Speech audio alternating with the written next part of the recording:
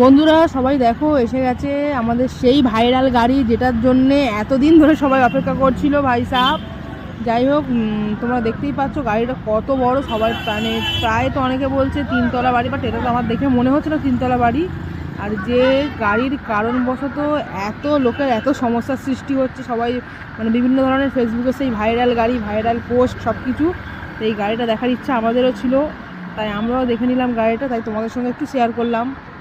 ভাই সাব, গাড়িটা শুধু একবার তোমরা দেখো। আর এই গাড়িটা দেখার জন্যে যেখান থেকে গাড়িটা যাচ্ছে সেখানে কাতারে কাতারে লোক দাঁড়িয়ে গেছে গাড়ির লোক শুধু দেখবে বলে। হ্যাঁ, তবে ওই যে দেখতে পাচ্ছ পোস্টারের তার কেটে গেল, কিন্তু এদের সঙ্গে প্রায় 600 জন মতন নাকি লেবার আছে। আমি জানি না সত্যি মিথ্যে।